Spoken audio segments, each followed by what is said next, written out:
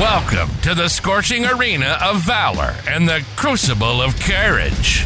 This is the Forged in the Fires podcast with Fireman Rob. Here, in the inferno of life's greatest challenges, heroes are shaped and legends are born. Every episode is a torchlight of wisdom, casting a glow on the paths walked by those who've braved the flames and emerged stronger. In this furnace of fortitude, we'll explore tales of resilience, bravery, and the unyielding human spirit. Each guest brings their own spark of insight, lighting up the darkness and guiding us through the smoke of adversity. With Fireman Rob at the helm, prepared to delve into conversations that smolder with significance and stories that kindle the soul. It's not just a podcast, it's a beacon for all who seek to rise from the ashes and glow with purpose. So stoke the fires of your curiosity and ready your heart for tales of triumph and transformation. The flames are roaring. The stage is ablaze. Welcome to the Forged in the Fires podcast. Let the journey begin. All right, welcome back to Forged in the Fires podcast. I'm your host, Fireman Rob. Today's guest is making a huge difference after a huge tragedy that she had to go through. She is the head, the inspirational leader behind Blue Cancer Connect. And I want to find out more, and I know you want to find out more. So let's talk to Vickie. Vickie Speed, thanks so much for joining me today. Good morning. Thank you so much for having me. It's a great honor. Well, you know, your story, the inspiration, all the things that you're doing right now are so amazing. And it's always hard to go back to difficult times, but I want to start actually where we are right now, and then we'll go backwards because we'll just do it a little different, right, Vickie? Yeah, why not? Why not? Let's do this. I want to talk about the Blue Cancer Connect. And the mission is to show empathy, provide encouragement, and offer support following life-altering diagnosis of cancer. Tell me more about how important and how valuable that is in law enforcement. Well, you know, when I started this nonprofit, and we are going to go backwards to get to that story, I really thought, gosh, if an officer or a family member gets a cancer diagnosis, you know, how cool would it be to maybe be there for them, give them some support, just maybe a little bit of input. You know, I'm not a doctor. I'm not going to say I am.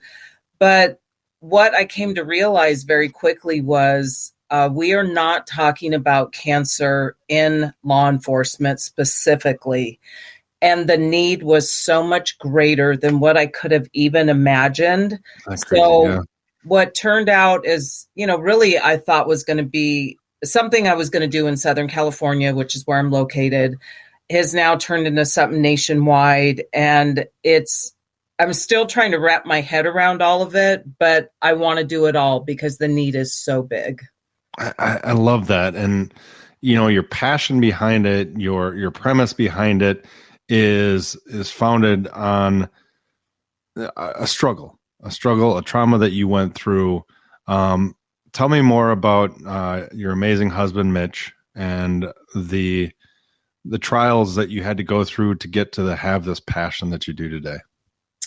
Well, first I want to tell you about him. He was one of a kind. And I know a lot of, you know, wives say that when they lose their husbands, but he really was an original in the department, in the community, especially to younger deputies. He kind of had a very, you know, the childhood. He was adopted, raised by a single mother, had every reason to be a POS, fought and struggled his way through life. And he just found these outlets of how to become a better person. And, you know, with that background, going into law enforcement made so much sense for him because he knew he could change lives. He knew he could, those kids that were him, he knew he could help them. He knew he understood what it was like to be in the struggle and to not have the easiest life.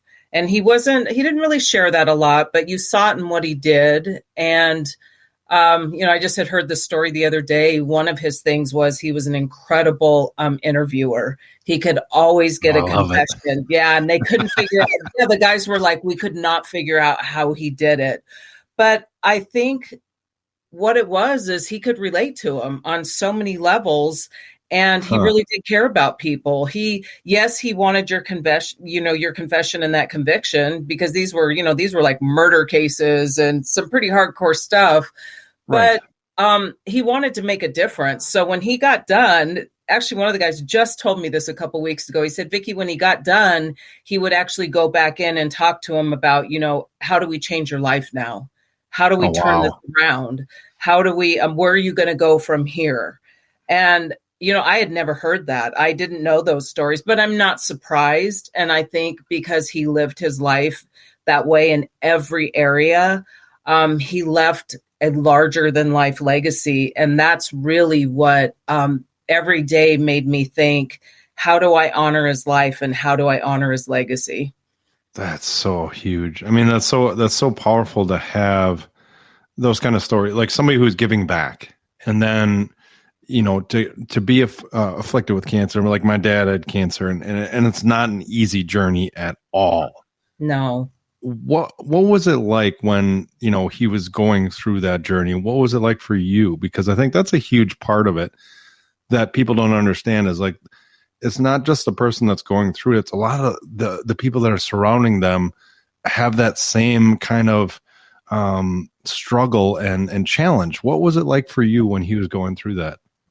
Well, I think as first responders, and you understand this, as a wife, your husband has a Superman cape on, and they live that life. And so you just think that's how your life is going to be. And we were no different.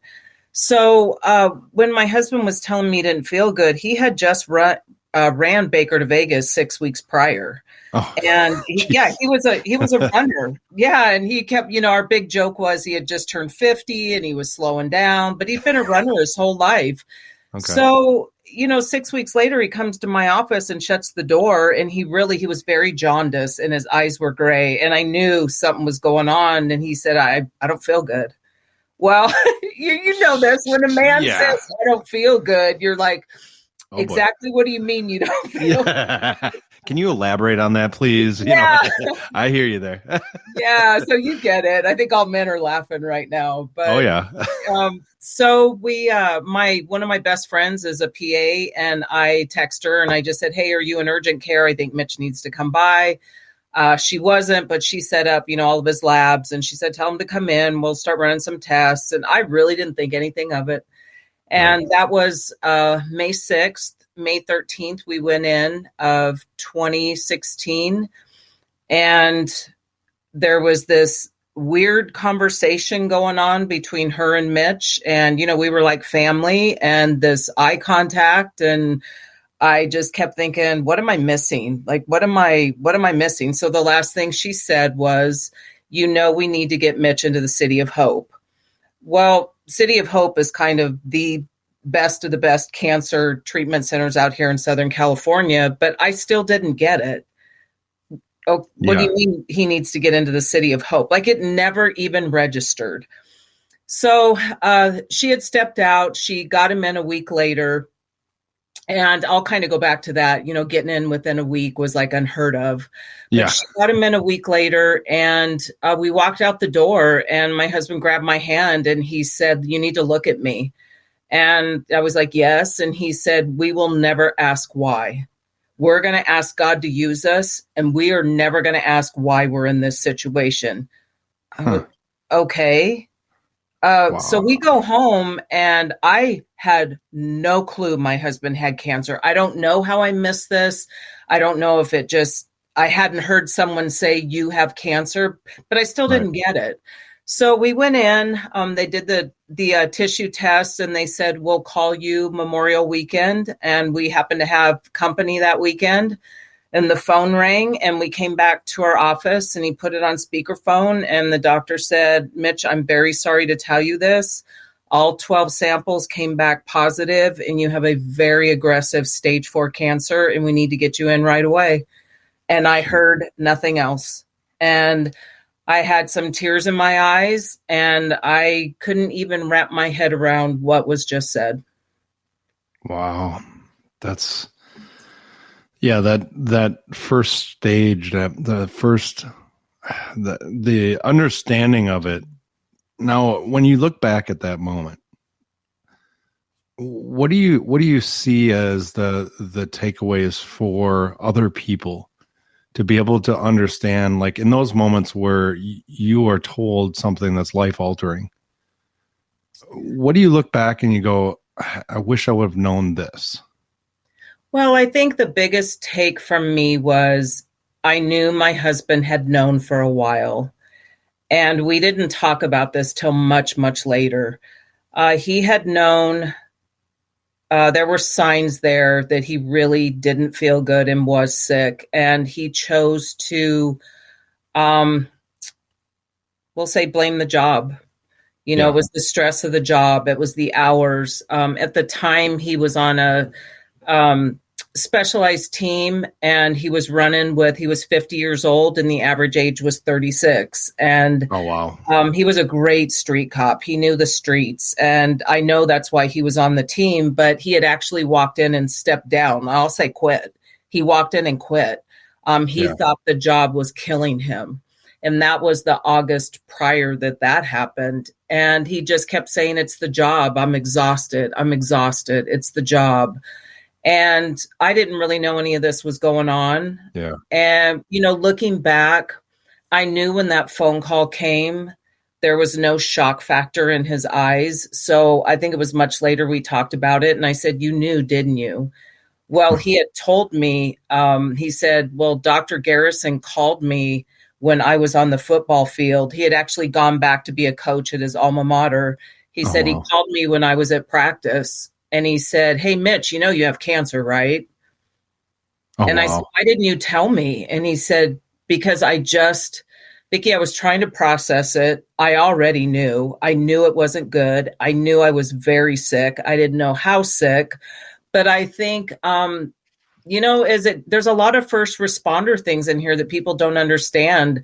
Being in this job, you try and protect your family, you try and protect your spouse. And I think this just carried over to that. He was going to protect me. He was going to protect our son. So until that diagnosis came, he carried it. And it really made me sad when I realized that. Yeah. But it also sparked to me what our first responders carry. You know this, you do the job. Yeah. And that was very eye-opening to me. And it actually played a huge part in what I'm doing. That's so powerful that you say that, because it's something you mentioned earlier about the Superman cape. And I think that's a huge aspect of, like, hey, I'm going to have bumps and bruises. I'm going to feel, tired, exhausted. But it's so much more than that. It's so much more than just, this is just the job. Like you mentioned that Mitch was thinking it was. Right. How do you start that conversation with a loved one? How do you start that conversation with a family member to kind of have them look beyond just that, oh, it's just the job? Well, I think in what I'm doing right now, I call it the education piece. Yeah. And I think it is so important to have this cancer conversation, because we're not giving our officers the tools. Well, we know in health and wellness, there's so many tools coming in. But my question is, why is cancer not a piece of this? Why do we not tell them what to look for? Why do we not give them education so that you're not stage 4, you're stage 1, you're stage 2? Why do we not tell them, hey, you need to go get your physicals. You need to take the time to take care of yourself. When I saw cancer eats you alive. It's a shitty conversation. Yeah. Yes, it's horrible. It was horrible to watch my husband die and for all of this to happen. But, that's where I kept saying, what if we could bring education, and what if one officer made a decision to go in earlier, they actually could beat this and get back to work? What if we could do that? That's such a huge statement that you just made. I love that, because So many people look at it from a perspective of it's too big, it's too much, but it's so valuable that they see exactly and hear what you just said is like, what if one could do this? How much does that mean for you to just be able to have something that you put together with Blue Cancer Connect to be able to say, maybe Mitch can help one person to be better? How much does that mean to you? It's the fuel that drives me. I'm going to be really honest. I can tell. Yeah, it really, there's just so much passion behind what I do. But I tell people this, my husband didn't make it, but it doesn't mean that you can't. Right. It doesn't mean that we can't start talking about this word that nobody wants to talk about. I had never heard the word cancer in my family, in my life. Never in a million years did I think it would happen to us or to my husband. Or I tell people my husband passed, I was 53. At 53 years old, your goal is to not be a widow and start over. That's not even where you imagine your life at. So yes, it is so much fuel behind what I do. And I just keep saying, we've got to give our officers a chance to live, to finish their career, to have a full career, and to enjoy their retirement. And this is a small piece of what it is they're doing, but I think it's a really big piece. That's a big piece because everybody goes home. Everybody's got to go home. They've got to have a life after what they've given to other people. I want to kind of transition into this amazing book that Mitch wrote. Yeah. I got how amazing was it that he spent hours and hours and hours writing this and intending it for family and friends to be able to read. The book is Mitch Speed, The Man Behind the Badge. It's available on Amazon. Tell me more about what it meant for him to write it, but then at the same point for you to be able to have this for the rest of your life. Gosh, this is actually really exciting to talk about. So when Mitch was diagnosed, he had made a decision he was going to live. And I remember him telling me, cancer will not be front and center in our home. It won't. And He lived that every single day. He was the happiest man you saw. You wouldn't have known for a very long time that he even had cancer. And it was just a decision that he made in very Mitch Speed fashion. And it was, he got diagnosed in May. And at the end of June, he said, I know this is crazy, but I'm making a bucket list. Well, we were not talking about death in my home. We agreed we were not going to get up every day and wonder, is he dying? Is he, instead it was, he's living. And Mitch would just tell people, my clock's ticking and I'm living a very full life. And we would leave it at that. So he told me he had a bucket list. And I remember we were sitting in our courtyard. Yeah. And, I was like, good for you. What is it? Good. Yeah.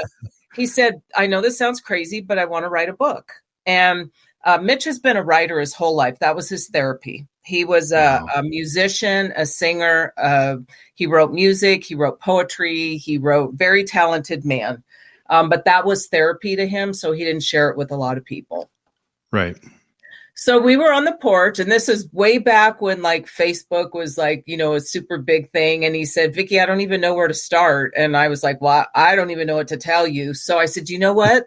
Let's go on Facebook and ask for recommendations. So he's like, what a great idea. So he put it on there, and it was not even 5 minutes. And I know you know who Adam Davis is. Yes. Adam Davis responds and he says, Mitch, I can write your book. So they didn't even know each other. That's how Adam came into our life. Wow. So he and Mitch wrote this book, and it was done and out by October. And the first run completely sold out. And he had these massive book signings at Barnes and Noble. He would have, there were lines around the building, and you're just like, who is this guy? Like, this is crazy. That's awesome. That's awesome. Yeah. So it was a dream. And, because my husband worked for LA County Sheriff's Department, and we've obviously been through a lot out here in Southern California between the suicides and, this young officer that was executed in September. And a lot of these men and women worked with my husband at both stations. And I actually felt really compelled to drop some books off. And I heard from one of them, and he said, Mrs. Speed, that book changed my life because I didn't know your husband. I only knew of him, but we're going through so much, and those words meant so much because he did this job. And, I'm like, wow, talk about a legacy. Wow. Yeah. Wow. That's so huge. Yeah. And his words continue on. I think that's such a powerful thing to understand that not only his words are continuing on, but the message and the power that's continuing on through you. What do you see as your lasting legacy that you want to have? What is your book title? Well, it's funny we're talking about this. You're going to be the first one to know. I am just about done with a book I'm writing with my husband. I love that.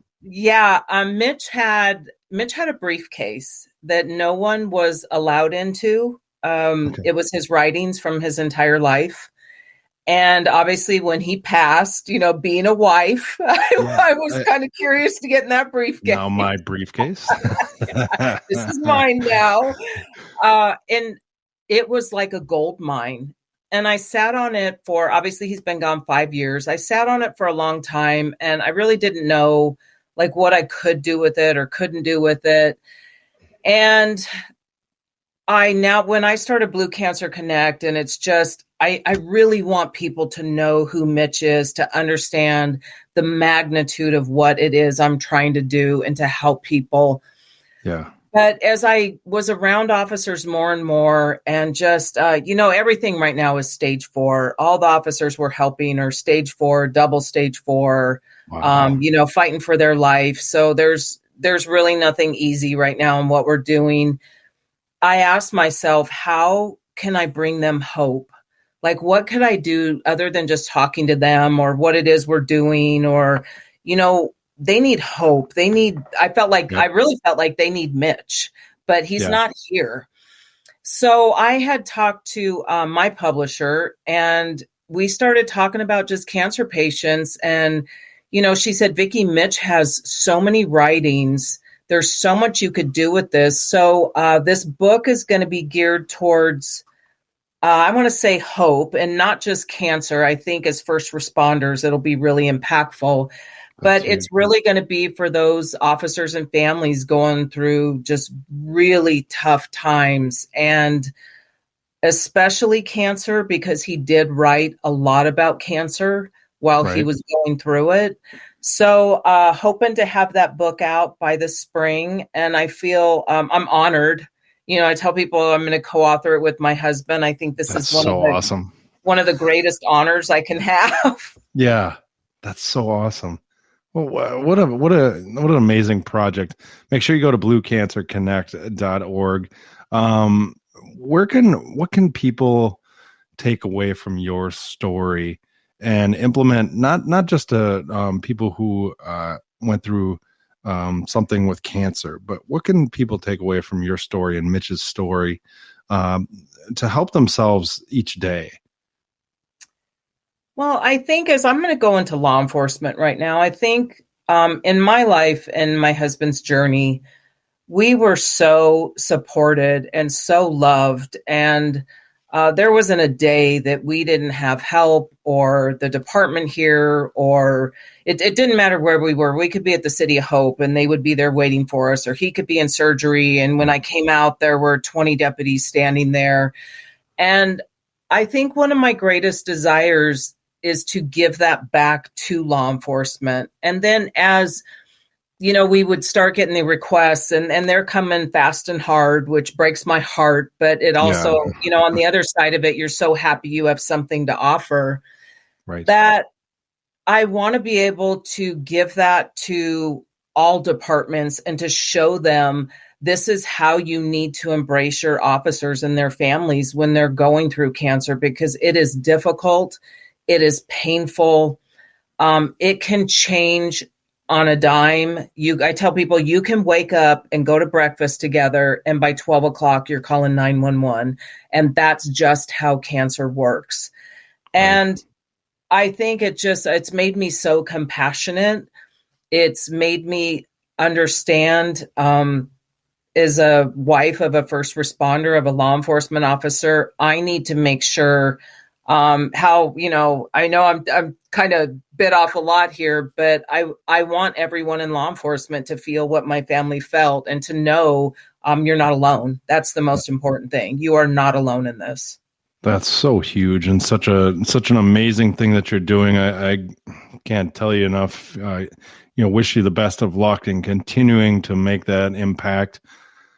It's been an honor to have you on today, but I can't leave you right here because I always have 3 questions for my guests. Are you ready, Vickie? Okay, I'm ready. Let me have it. Sure. All yes. right. You could go back to your 18-year-old self and give yourself one piece of advice. What would that be? Probably pull my head out of my ass. Oh, there is the quintessential. I like that answer. We're not going anywhere else but that answer. Yeah, that's perfect. Would be it. That's perfect. That's perfect. All right. Second question. So, everybody has their own struggles and challenges that they're going through in life. What would be 2 things, 2 habits that you say incorporating this into your daily life, and you will continue to move forward, to continue to thrive forward? Well, I know not everyone will experience grief. It is, for me, it's been the worst thing that's ever happened to me. It's a pain that I can't even explain. Right. But it made me realize the importance of therapy and self-care. That I actually didn't believe in it before my husband died. He was very big into therapy. I was not. And it changed my life. I'm 5 years. I still have a therapist. I still go once a month, especially because of what I do. And I need to be strong. And the other one I believe is exercise. I am very, very committed to the gym. It's mental for me. I tell people it's my drug. It's my alcohol. It's my sugar. It's it's one of the reasons that I think I was able to pull out of grief. I think it played a big role in it, but I think self-care is so important. And I would say, don't wait until you have a traumatic incident. So true. Set yourself up to where that's what to fall back on if, God forbid, something, really horrific happens in your life. It's so true. I love that. Last one. If you could have coffee at a firehouse table, in other words, you can ask any question that's going to be answered with 3 people that can be deceased or alive, who would those 3 be? Ooh. I like that first response. Wow, that's a tough one. Well, Mitch would be one. That's gonna be a given, right? That's a given. Gosh, yeah, who else would be at that table? It's not going to be an easy one.